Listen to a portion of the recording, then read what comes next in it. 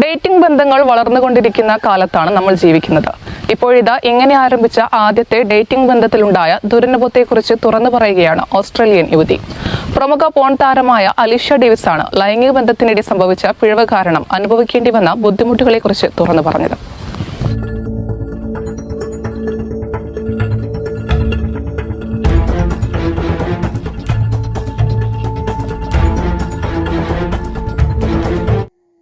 ഡേറ്റിംഗിലൂടെ പരിചയപ്പെട്ട പുരുഷനുമായി ലൈംഗിക ബന്ധത്തിൽ ഏർപ്പെടുകയും അതിനിടെ സംഭവിച്ച പിഴവ് പരിഹരിക്കാൻ ശസ്ത്രക്രിയ വേണ്ടി വന്നതിനെക്കുറിച്ചും അലിഷ്യ തുറന്നു പറഞ്ഞു.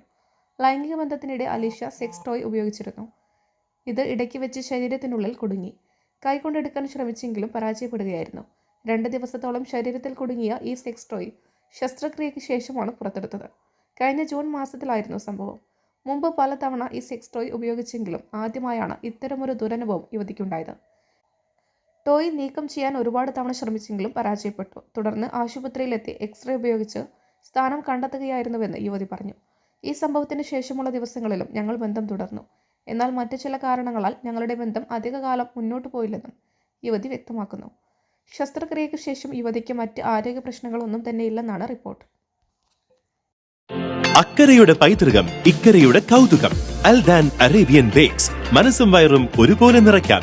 രുചികരവും ആരോഗ്യപ്രദവുമായ അൽദാൻ ലബനീസ് കുബൂസ് ഇപ്പോൾ കേരളത്തിൽ എവിടെയും ലഭ്യമാണ്. ഷുഗർകാർക്കായി ഷുഗർ ഫ്രീ ബ്രൗൺ കുബൂസും ലഭ്യമാണ്. കൂടാതെ bread, wheat bread, burger bun, സമൂൺ, chapati, parotta, cream bun, coconut bun, rusk, ഷവർമയ്ക്കായി ഉപയോഗിക്കുന്ന ചെറിയ ലബനീസ് കുബൂസും ഇപ്പോൾ മാർക്കറ്റിൽ ലഭ്യമാണ്.